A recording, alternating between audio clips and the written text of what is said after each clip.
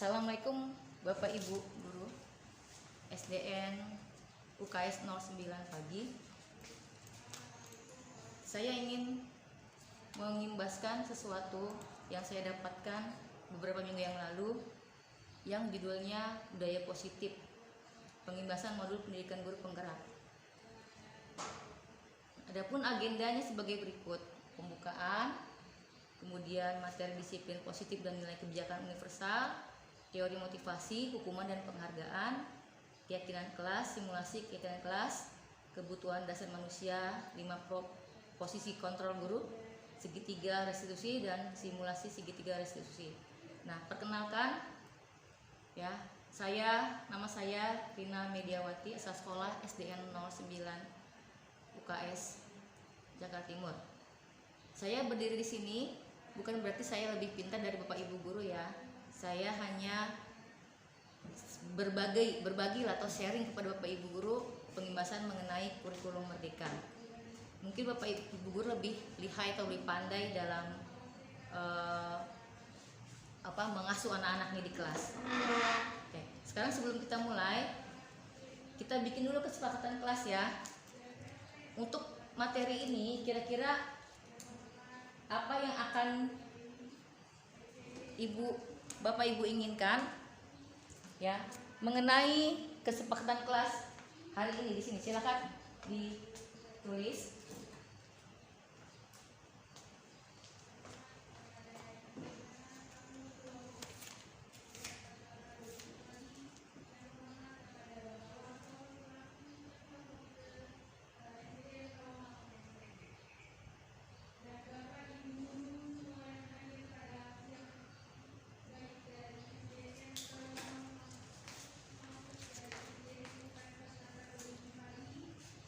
Tempel.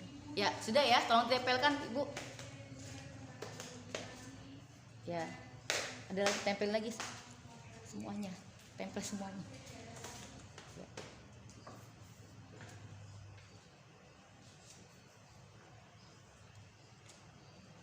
Ya. Terima kasih ya, Ibu. Sekarang kita lihat. Untuk hari ini kesepakatan kelasnya adalah tidak berisik saat guru mendengarkan. Kemudian ini ada sama, tidak berisik di kelas. Kemudian ada lagi fokus dalam mengikuti pelajaran dan tidak makan dan minum. Setuju ya? Kita sepakati ya. Oke, baik. Kita sudah dapat kesepakatan kelas. Kemudian ini pertanyaan pemantik ya.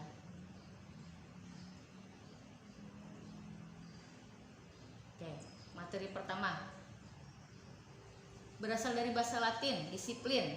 Itu artinya adalah belajar. Ya. Jadi di mana anak-anak selalu kita terapkan disiplin itu untuk belajar. Sedangkan disiplin positif adalah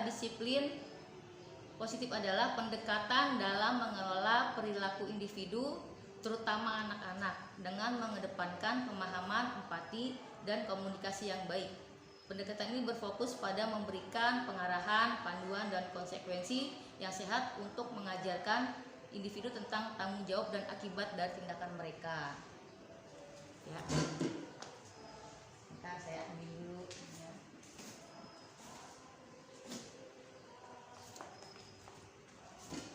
Ya.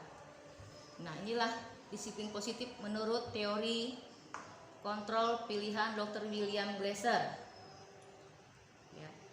Kemudian ini pentingnya disiplin positif. Yang satu, pembelajaran menjadi lebih efektif.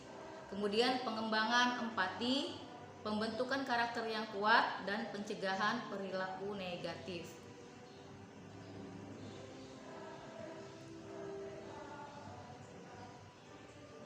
Nah, ini ya. Nilai kebijakan universal. Nilai kebijakan universal adalah prinsip-prinsip moral dan etika yang diterima secara luas dan hampir setiap budaya dan masyarakat di seluruh dunia. Nilai ini mencerminkan prinsip dasar tentang apa yang benar dan salah, serta bagaimana kita seharusnya berperilaku terhadap orang lain dan lingkungan kita. Nah, maknanya di sini lihat ya. Nilai kebijakannya yang ingin dicapai oleh setiap anak Indonesia dikenal dengan profil pelajar Pancasila. Yang itu beriman, yaitu bertakwa kepada Tuhan Yang Maha Esa dan berakhlak mulia. Kemudian kedua, mandiri, bernalar kritis, berkebinekaan global, gotong royong, dan kreatif. Nah, ini yang pentingnya. Pertama, pedoman moral. Ya, membantu membuat mereka keputusan yang baik dan beretika. Kemudian penghargaan terhadap keberagaman, yaitu membantu menciptakan lingkungan inklusif dan pemahaman tentang kebaikan, mendorong mereka untuk berperilaku baik terhadap orang lain, dan pengembangan karakter holistik, ya, termasuk integritas, kejujuran, dan keadilan. Nah, sekarang kita gabungkan integrasi disiplin positif dengan nilai-nilai kebijakan universal, ya. Salah satu pendekatan yang sangat efektif dalam pembentukan karakter dan adalah mengintegrasikan disiplin positif dengan penerapan nilai-nilai kebijakan universal.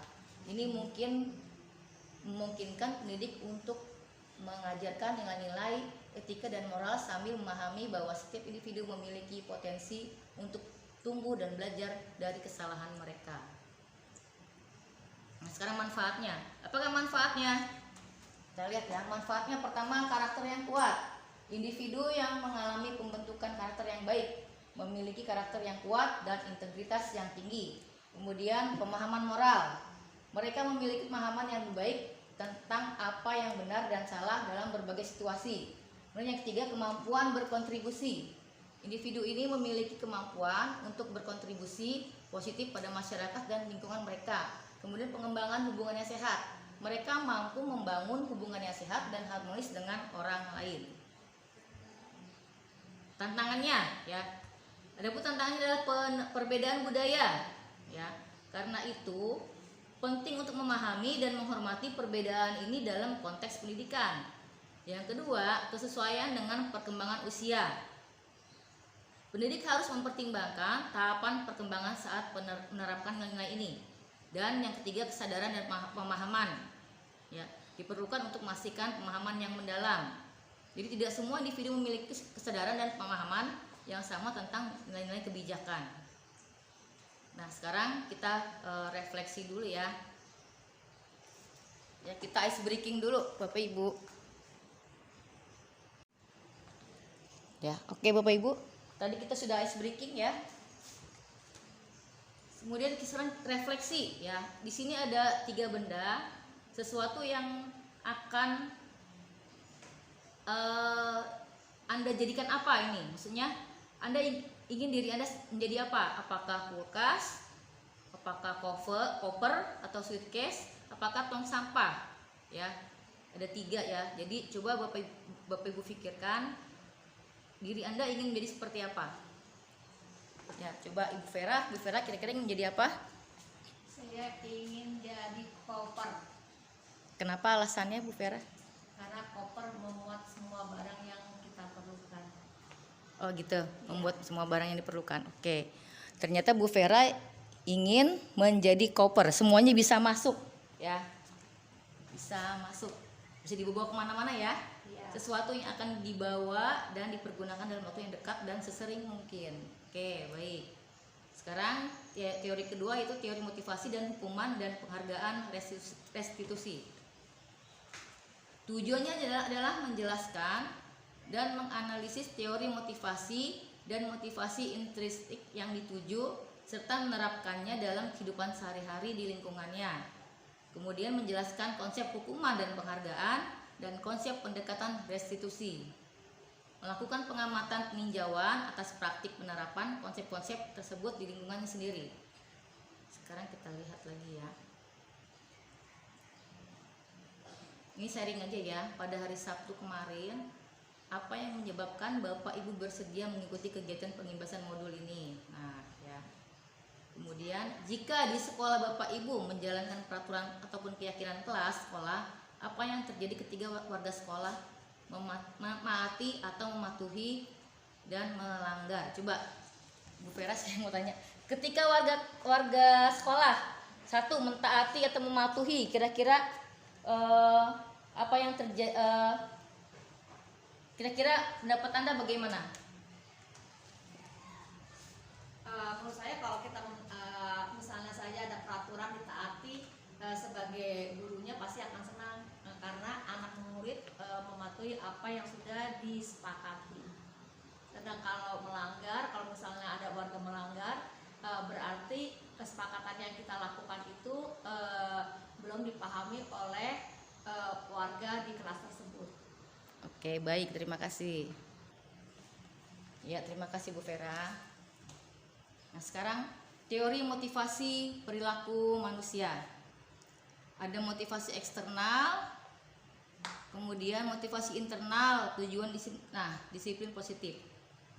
Untuk motivasi eksternal, untuk menghindari ketidaknyamanan atau hukuman apa yang terjadi apabila saya tidak melakukannya. Kemudian untuk mendapatkan imbalan dari orang lain atau institusi, apa yang akan saya dapatkan apabila saya melakukannya. Nah, untuk menghargai diri sendiri, saya akan menjadi orang yang seperti apa apabila saya melakukannya. Nah, sekarang yang intrinsik ya, motivasi dari dalam diri. Saat anak belajar untuk pertama kali menggabungkan huruf-huruf dan kata-kata serta menyadari bahwa ia dapat membaca, timbul pijar di matanya dan sebuah senyuman di wajahnya. Anak tersebut begitu gembira bahwa ia telah mempelajari dan menguasai suatu keterampilan baru. Kesadaran akan kemampuannya bahwa dia sudah dapat membaca sesungguhnya. Jika kita memberikan penghargaan kepada seseorang anak pada saat dia sedang merasa bangga dengan pencapaiannya sendiri, maka kita akan mengambil kegembiraan yang saat itu sedang dirasakan secara alamiah. Nah, sekarang tadi kan motivasi dalam diri ya, kemudian sekarang dihukum oleh penghargaan. Bahwa penghargaan berlaku sama dengan hukuman, dalam arti meminta atau membujuk seseorang melakukan sesuatu untuk memenuhi suatu tujuan tertentu dari orang yang meminta atau membujuk. Dorongannya eksternal dan akan ada faktor ketergantungan. Beberapa dampak dari pemberian penghargaan. Ya, jadi ini penghargaan ada jangka pendek dan jangka panjangnya. Kemudian ada penghargaan yang tidak efektif dan penghargaan dapat merusak hubungan. Penghargaan mengurangi ketepatan, penghargaan mematikan kreativitas, penghargaan adalah hukuman, dan penghargaan menurunkan kualitas. Nah, ini ya bagian-bagiannya. Kalau pengaruh jangka panjang dan jangka pendek. Satu, jika kita menginginkan seseorang melakukan sesuatu yang kita inginkan dalam jangka waktu yang pendek. Kemudian dua, jika kita menggunakan penghargaan lagi dan lagi, maka orang tersebut akan tergantung pada penghargaan yang diberikan atau kehilangan motivasi dari dalam. Ya, jadi jangan terlalu sering kita mengasihkan penghargaan. Jika kita mendapatkan penghargaan untuk melakukan sesuatu yang baik, maka selain kita senantiasa berharap mendapatkan penghargaan tersebut lagi, kita pun jadi tidak menyadari tindakan yang baik yang kita lakukan. Kemudian yang tidak efektif ya. Jika Anda melakukan hal ini, maka Anda akan mendapatkan penghargaan yang diinginkan. Jika saya mengharapkan suatu penghargaan dan tidak mendapatkannya, maka saya akan kecewa dan berkecil hati, serta kemungkinan lain kali saya tidak akan berusaha sekeras sebelumnya. Nah, inilah bentuk penghargaan yang merusak hubungan. Satu, mengakibatkan rasa iri, tentunya antar teman ya. Dua, motivasi hanya sesaat untuk menyenangkan guru. Ini yang sering terjadi ya. Ketiga, menciptakan persaingan di kelas. Kemudian ini pengakuan atau apresiasi adalah penilaian positif yang diberikan seseorang terhadap orang lain atau bisa juga terhadap sesuatu yang dia kerjakan. Selain pekerjaan, apresiasi juga lekat dengan segala hal yang berhubungannya karya seni, karya sastra atau karya-karya lainnya. Jadi dalam apresiasi atau pengakuan perlu beberapa hal. Beri pengakuan secara khusus pribadi kepada semua murid secara bergantian dan secara konsisten dan fokus pada proses. Nah, sekarang kita ke hukuman ya. Seringkali kita memberikan hukuman atau sanksi kepada murid ya. Hukuman ini bersifat terencana atau tiba-tiba. Murid tidak tahu apa yang akan terjadi dan tidak dilabatkan. Hukuman bersifat satu arah dari pihak guru yang memberikan, dan murid hanya menerima suatu hukuman tanpa melalui suatu kesepakatan atau pengarahan dari pihak guru, baik sebelum atau sesudahnya. Hukuman yang diberikan bisa berupa fisik maupun psikis. Anak atau murid disakiti oleh suatu perbuatan atau kata-kata. Nah, sedangkan konsekuensi adalah konsekuensi terjadi dalam bentuk yang sudah terencana atau sudah disepakati, sudah dibahas dan disetujui oleh murid dan guru. Umumnya dibentuk-bentuk konsekuensi dibuat oleh pihak guru atau sekolah, dan murid sudah mengetahui sebelumnya konsekuensi yang akan diterima bila ada pelanggaran. Dalam penerapan konsekuensi, murid tetap dibuat tidak nyaman untuk jangka waktu pendek. Konsekuensi biasanya diberikan berdasarkan suatu data yang umumnya dapat diukur. Misalnya setelah 3 kali tugas tidak diselesaikan pada batas waktu yang diberikan, atau murid melakukan kegiatan di luar kegiatan pembelajaran, misalnya mengobrol, maka murid tersebut akan kehilangan waktu bermain dan harus menyelesaikan tugas karena ketinggalannya. Peraturan dan konsekuensi yang mengikuti ini sudah diketahui sebelumnya oleh murid. Sikap guru di sini senantiasa memonitor murid. Nah, sekarang kita lihat ya. Nah, ini coba ini ada tindakan. Mari kita diskusi ya, Bu. Tindakan guru, kemudian ini apakah bentuknya hukuman atau konsekuensi? Yang pertama, mencatat 100 kali dalam bentuk kalimat, saya tidak akan terlambat lagi karena terlambat ke sekolah. Kira-kira konsekuensi atau hukuman? Konsekuensi. Kemudian nomor 2, lari mengelilingi lapangan basket 2 kali karena terlambat ke sekolah. Hukuman. Yang ketiga, murid diminta untuk push up 15 kali karena tidak menggunakan masker ke sekolah. Hukuman ya? Hukuman, baik, simpan dulu jawabannya ya. Nomor 4, menggantikan kertas tugas teman yang telah dicoret-coret. Hukuman. Kemudian membersihkan tumpahan air di meja tulis karena tersenggol pada saat belajar. Hukuman. Kemudian murid disuruh untuk tidak mengenakan sepatu seharian di sekolah karena tidak mengenakan sepatu hitam. Konsekuensi. Kemudian lari mengelilingi lapangan basket 2 kali karena terlambat 10 menit untuk pelajaran PJOK. Konsekuensi. Ya, kita lihat ya. Ya, ternyata 1 2 3 hukuman, 3 4 5 3 4 konsekuensi. Kemudian 1 2 3 hukuman, 4 5 konsekuensi, 5 hukuman dan 6 konsekuensi.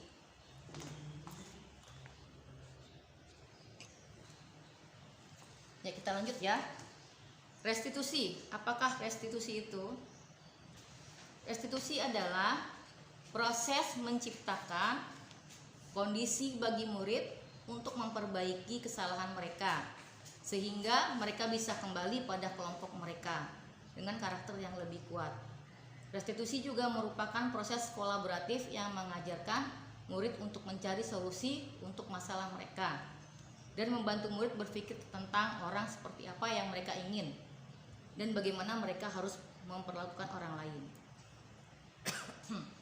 Jadi restitusi itu tidak hanya melibatkan murid, tetapi juga menumbuhkan kontrol dari diri kepada anak untuk menyadari kenapa mereka melakukan sebuah tindakan atau tindakan apa yang seharusnya dilakukan agar lebih baik.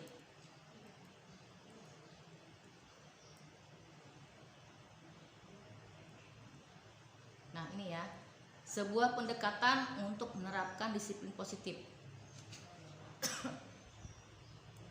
Kita lihat tuh studi kasusnya ya.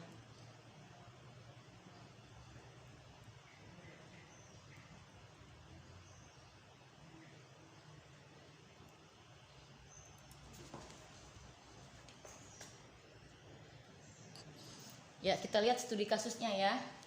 Bu Vera sudah membacanya ya? Sudah, Bu. Ya, sekarang kita tolong yang A. Berdasarkan teori motivasi yang telah Bapak Ibu pelajari, kira-kira apa motivasi murid-murid kelas 2 untuk bersedia berdiri antri sebelum masuk kelas? Ya, karena tadi Bu Anas mengandalkan stiker bintang, jadi murid-muridnya diiming-imingkan stiker bintang yang bisa berdiri lurus dalam rapi di depan pintu baru mendapatkan bintang. Ya. Sedangkan seperti itu. Jadi pas waktu Pak Herunya menggantikan Bu Anas, mereka pikir kan lain guru kan lain peraturan. Ya. Kemudian adakah cara lain agar murid-murid di kelas 2 bersedia antri di depan kelas tanpa diberi penghargaan stiker bintang? Menurut saya sih sebenarnya bisa juga sih, asal gurunya mungkin tegas sekali gitu ya. Jadi kalau galak atau tegas cenderung murid lebih lebih ini apa namanya, jadi mereka tuh kayaknya takut, apa bukan takut siapa namanya, lebih segan ya, sehingga mau menuruti apa yang dikatakan gurunya. Ya, oke, terima kasih Bu Vera. Ya, untuk materi selanjutnya sesi ketiga yaitu keyakinan kelas. Tadi di awal sudah kita laksanakan ya Ibu mengenai keyakinan kelas, bagaimana cara membuatnya. Kemudian kita ice breaking dulu, kemudian jawablah pertanyaan seperti ini nih. Keyakinan kelas dan peraturan kelas adalah hal yang sama, betul atau salah? Salah. Kita lihat, teng-tong. Salah, benar ya. Kemudian keyakinan kelas berlandaskan nilai-nilai kebijakan atau prinsip universal, betul atau salah? Betul. Betul. Kita lihat jawabannya, teng-tong, betul. Nah sekarang ini, apa nilai kebijakan atau keyakinan yang ingin diangkat dari peraturan berikut? Misalkan apakah disiplin atau apa gitu ya. Menggunakan helm saat mengendarai motor, berarti kebijakannya apa? Keselamatan atau apa gitu? Ya, untuk saya kalau dia helm itu kan untuk mencegah kalau dia mengalami suatu kecelakaan. Berarti keselamatan ya. Iya, keselamatan. Kemudian membuang sampah pada tempatnya. Nilai kebijakannya apa? Nilai kebijakannya ya itu mengajarkan seseorang untuk tidak menjaga kebersihan dan lingkungan. Oke, kebersihan ya. Kemudian dilarang menggunakan kata-kata kasar. Nilai kebajikannya ya bahwa kalau misal kita sudah berada di tempat umum atau bertemu dengan seseorang, kalau kita biasa menggunakan kata-kata kasar, sehingga kita akan dicap sebagai orang yang kurang sopan. Berarti harus sopan santun ya. Iya. Kita lihat ya. Kemudian menggunakan helm saat mengendarai motor, kemudian ini adalah keselamatan. Tadi Bu Vera bilang keselamatan ya. Kemudian membuang sampah pada tempatnya, menjaga kebersihan, dan dilarang menggunakan kata-kata kasar, selalu bersikap positif dan hormat. Oke, sama ya kalau disimpulkan.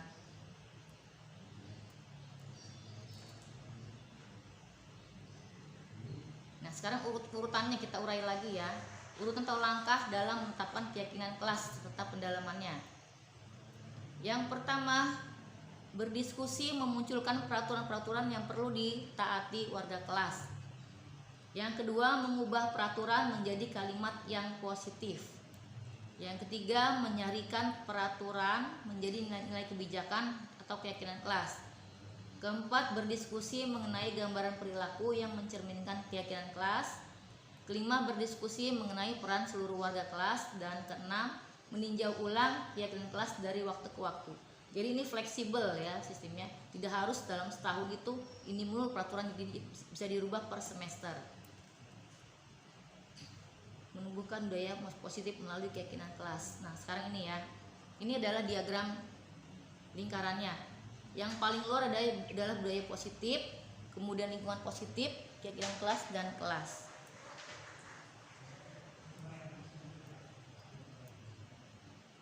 Ini budaya positif ya. Budaya positif adalah nilai-nilai keyakinan kelas dan kebiasaan-kebiasaan di sekolah yang berpihak pada peserta didik agar peserta didik dapat berkembang menjadi pribadi yang kritis, penuh hormat, dan bertanggung jawab. Mengapa keyakinan? Karena keyakinan merupakan nilai kebijakan prinsip universal yang disepakati bersama secara universal lepas dari latar belakang suku, negara, bahasa, maupun agama. Ini ciri-cirinya ya. Ciri keyakinan kelas bersifat lebih abstrak, kemudian pernyataannya universal yang dibuat dalam bentuk kalimat positif, tidak dibuat dalam jumlah banyak sehingga mudah diingat dan dipahami oleh semua warga kelas. Kemudian merupakan sesuatu yang dapat diterapkan di lingkungan kelas tersebut melibatkan semua warga kelas melalui kegiatan curah pendapat dan ditinjau kembali dari waktu ke waktu. Nah, ini contoh pelaksanaannya ya. Mengenalkan keyakinan kelas kepada peserta didik, menyusun keyakinan kelas bersama peserta didik, dan membiasakan penerapan keyakinan kelas untuk menumbuhkan self disiplin pada peserta didik. Kemudian aksi nyata. Pelaksanaan aksi nyata dimulai dengan memberikan pemahaman ke peserta didik mengenai keyakinan kelas dan melibatkannya dalam penyusunan keyakinan kelas. Adapun langkah-langkahnya adalah sebagai berikut. Yang pertama, melaksanakan sosialisasi melalui paparan singkat terkait keyakinan ada kelas kepada peserta didik. Kedua, menyusun keyakinan kelas bersama peserta didik. Dan tiga, peserta didik membuat poster keyakinan kelas secara berkelompok. Keempat, menempatkan keyakinan kelas di tempat yang mudah dilihat. Jika Anda menggunakan pembelajaran yang dilakukan dengan moving class, maka keyakinan kelas tidak ditempel tetapi dijadikan foto profil di WA grup kelas. Kelima, melakukan pendalaman pada setiap keyakinan melalui kegiatan sederhana di awal pembelajaran. Contohnya ya, keyakinan kelas 1, kelas 5, dan kelas 7. Tentunya berbeda-beda tiap kelas.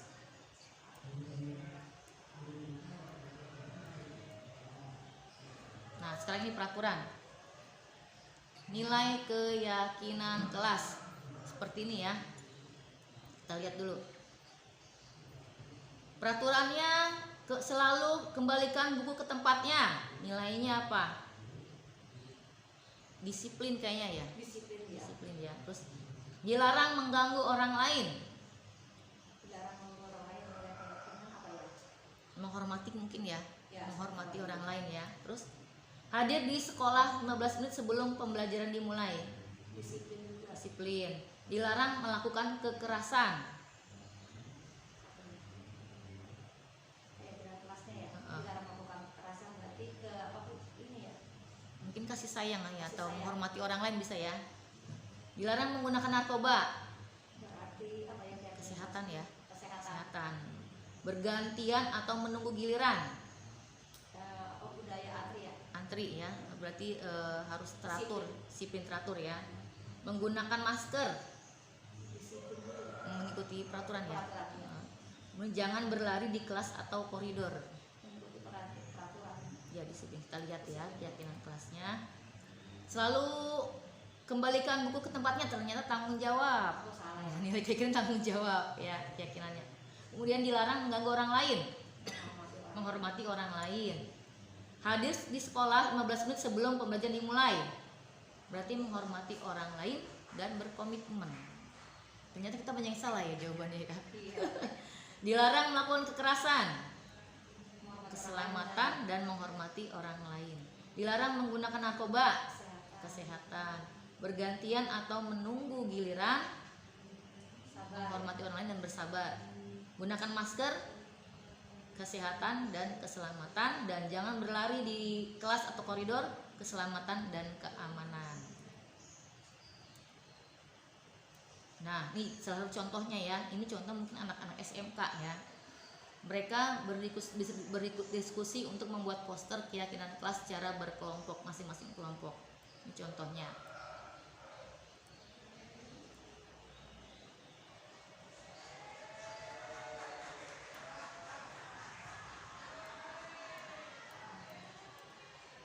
Ya, kita istirahat dulu ya.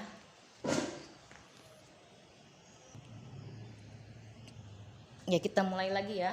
Sesi kelima, kebutuhan dasar manusia dan 5 posisi kontrol guru.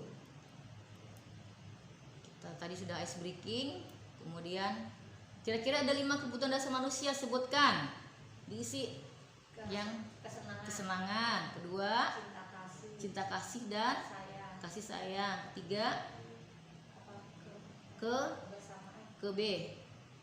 kebebasan. Keempat apa nih? Keempat, kelima nggak tahu ya. Coba kita lihat ya. Yang pertama ternyata kesenangan, betul. Kedua, cinta dan kasih sayang. Ketiga, kebebasan.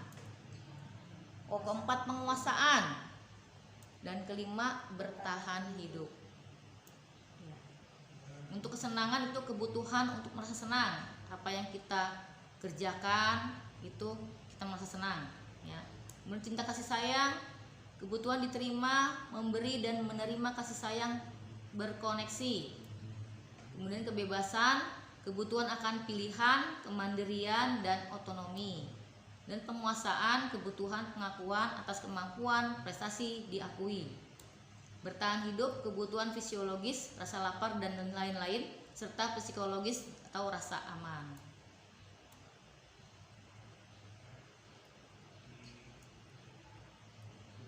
Nah, ini ya kebutuhan ini.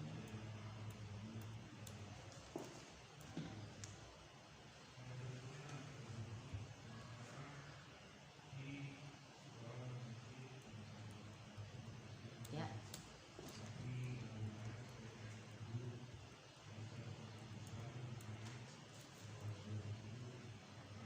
Kemudian sisi keenam adalah segitiga restitusi dan simulasi.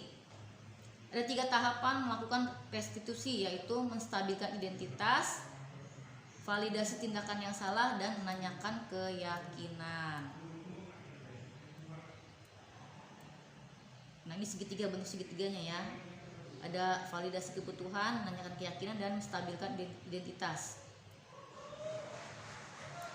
Tahapannya menstabilkan identitas, contohnya berbuat salah tidak apa-apa, responnya ya. Saya juga pernah membuat kesalahan seperti itu. Kemudian saya ingin mencari solusi, bukan siapa yang salah.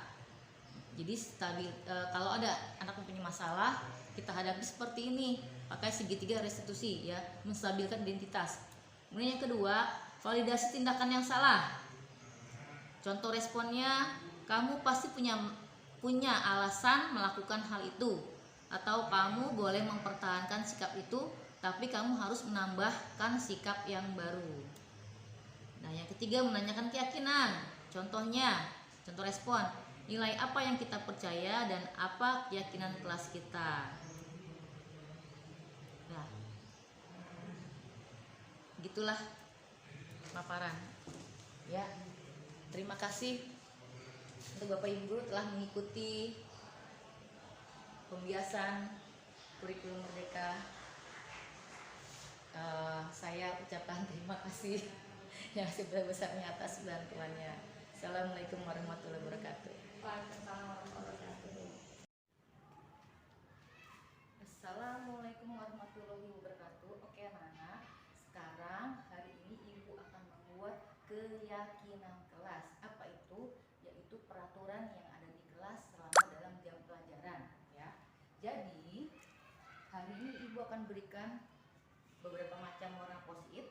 Kamu tulis, masing-masing anak menuliskan satu peraturan yang ada di kelas ya. Tulis di sini, nanti kalian tempel di papan tulis. Oke, sudah paham semuanya ya? Dari kelompoknya Fatah, tempelkan. Kelompok Fatah, tempelkan. Salto dulu masuk. Dah. Jangan terlalu tinggi. Kelompoknya Akila, tempelkan. Tempelkan. Ayo tempelkan, tempelkan. Tempelkan. Ayo tempelkan, tempelkan. Tempelkan.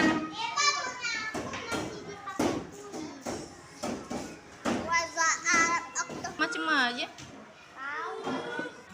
Untuk yang pertama Ibu bacakan. Tidak boleh bercanda di kelas, setuju nggak? Ya, tidak boleh bercanda, ya. Yang di sini aja. Tidak boleh jalan-jalan, setuju? Tidak boleh jalan-jalan.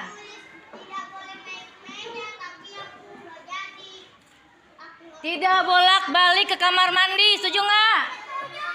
Ya, tidak bolak-balik kamar mandi. Kemudian, tidak boleh makan di kelas, setuju? Ya, tidak boleh makan.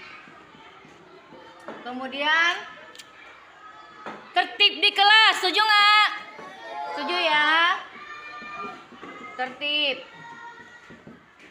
Kemudian tidak terlambat ke sekolah, setuju? Setuju ya. Tidak telat. Ini kamu tidak bolak-balik kamar mandi tadi udah. Ini tidak boleh berantem, setuju? Setuju ya? Oke. Jadi ada 7 yang sama nggak usah tulis, tidak boleh berantem. Nah, iya, jangan bercanda, 7 aja. Jadi perhatikan, ingatkan ya. Dari 7 ini kita buat peraturan di kelas atau kesepakatan kelas. Jika ada yang melanggar, ada sanksinya. Paham? Paham ya? Ada yang melanggar, jika ada yang melanggar dikasih sanksi sama bu guru. Setuju? Setuju? Kok lemes banget, setuju nggak? Oke. Tepuk konsentrasi.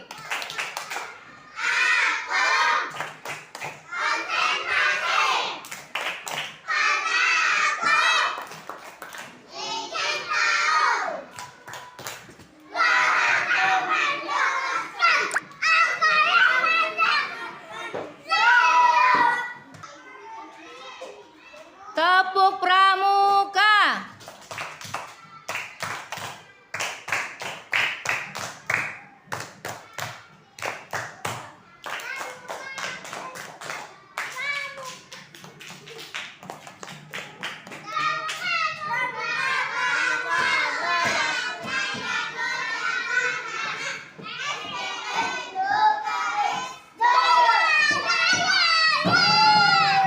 Kamu setelah pulang sekolah. Habis pulang sekolah aku makan.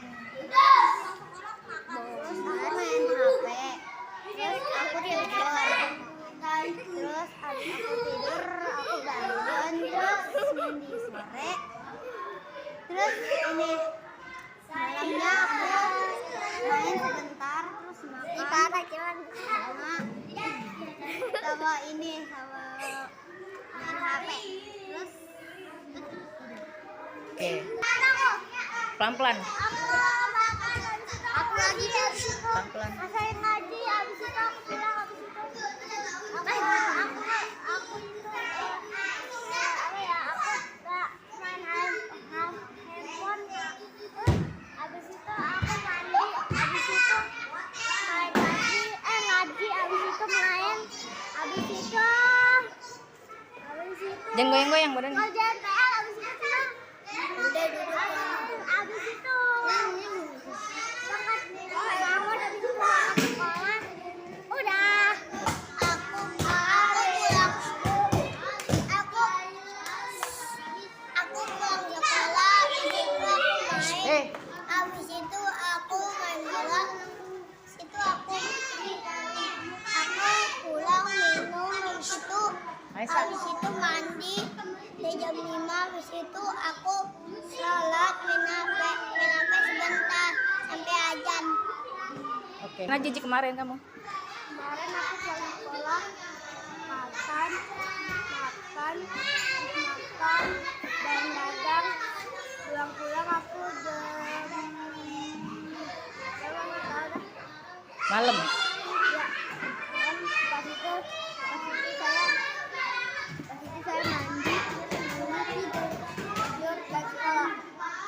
Mulai. Iban hari ini belajarnya gimana di kelas? Senang. Senang ya? Iban masih emosi nggak? Masih dikit. Masih dikit. Kenapa emosi dikit? Supil. Supil. Gara-gara apa? Katanya ledekin. Fatan ngeledekin. Fatah. Bukan. Ngeledekin apa? Ledekin. Ngeledekin apa Fatah? Agak ledekin bu. Iya kayaknya. Oh iya. Iya, Iban hari ini agak lebih baik daripada kemarin ya. Nggak boleh kayak kemarin, tidak boleh emosi, tidak boleh cepat marah ya. Terus harus konsentrasi dalam belajar. Jangan menggambar terus. Masa belajarnya menggambar terus ya? Nggak boleh kayak gitu lagi ya. Aku suka tergambar, Bu. Iya, tapi pas pelajaran lain harus fokus sama pelajaran lain, ya Ban ya. Ya. Ya, besok lebih baik lagi ya seperti hari ini ya. Ya. Tapi harus lebih baik lagi ya, oke? Oke, tos dulu. Janji sama ibu ya. Ya. Ya udah salim. Ya udah, kata mama gimana, Okta? Nggak. Ayo, kata mama gimana, Okta? Nggak kedengeran. Sini. Ya. Kata mama gimana? Hah? Kata mama, mama nggak punya duit. Nggak punya duit buat les. Iya. Terus kamu nggak bisa baca. Bilang mama les biar bisa baca, biar naik kelas. Udah ngaji. Iya, kalau nggak les nggak naik kelas. Mama pilih yang mana? Pilih Okta nggak naik kelas, atau pilih Okta les gitu ya? Ya. Ya, gitu. Kayak Anita nih les, udah lancar bacanya ya. Kamu kenapa kalau ngerjain soal bengong-bengong dulu? Kenapa? Bengong-bengong dulu. Kenapa? Ibu tanya, kenapa kalau ngerjain soal lama? Padahal kamu bisa, kamu pinter, tapi kenapa? Lemes kenapa? Sakit gitu. Kayak sakit, lemes kenapa? Nih kamu kalau ngerjain soal nih, kalau lagi ngamut berkerut sininya, kelihatan. Kalau lagi ngamut. Tapi kalau lagi mood kamu cepet, tapi kalau lagi ngamut kamu lama ngerjainnya. Nah pertanyaannya, apa yang membuat kamu nggak mood, nggak semangat ngerjain soal? Terlalu banyak tuh jawabannya. Terlalu banyak, jawabannya kan cuma A, B, C. Tapi saya bingung, Bu. Sekarang saya greget kalau mau jawab. Misalkan di situ ada udah dikasih tahu jawabannya. Ini kan ada tulisan B. Nah, saya itu jawab, Bu. Nah, saya itu, Bu, lihat ke papan lagi, Bu. Takutnya salah, Bu, ya. Saya gini-gini terus, Bu, lihat ke papan. Jadi saya greget, Bu. Karena itu, Bu. Makanya saya pengen yang itu. Gak terlalu panjang. Pengen pendek-pendek aja. Iya, nggak gitu juga. Yang namanya soal, ada yang pertanyaannya panjang, ada yang pertanyaannya pendek. Ya, kamu jangan milih-milih. Jangan milih-milih. Ya, soal emang begitu, ada yang panjang, ada yang pendek. Ya, nggak boleh milih-milih. Yang panjang ribet, kepanjangan, nggak boleh gitu. Namanya juga soal. Ya, terus jangan bengong-bengong. Mikirin siapa sih kalau bengong? Enggak, aku paling gambar-gambar, Bu. Iya, itu kenapa? Kenapa jadi gambar-gambar? Bukan ngerjain soal, kenapa jadi gambar-gambar? Aku itu, Bu. Kenapa? Kenapa pengen gambar tuh, Bu? Oh, udah karena aku itu belajarnya bukan gambar, lah udah aku gambar aja, Bu. Lain kali kalau ngerjain soal fokus ngerjain soal. Kalau kamu nggak mood, bikin gimana supaya otak kamu mood ngerjainnya, enak ngerjainnya. Kan kamu anak pinter sayang. Kalau kamu anak pinter tapi mood-mutan gitu, ya nilainya jadi jelek tuh matematika, banyak yang kosong. Ya, janji sama ibu ya. Apa janjinya sama ibu? Janjinya apa? Jangan tulis lama-lama lagi. Jangan tulis lama-lama lagi. Terus jangan apa lagi? Jangan coret-coret. Jangan coret-coret, apa lagi? Fokus. Fokus dan jangan ngamuk. Jangan Mood. mood. Fokus dan harus mood. Harus mood. Tidak boleh tidak mood. Ngerti? Boleh tidak. Ya harus mood ya. Oke, udah ya. Oke, boleh pulang.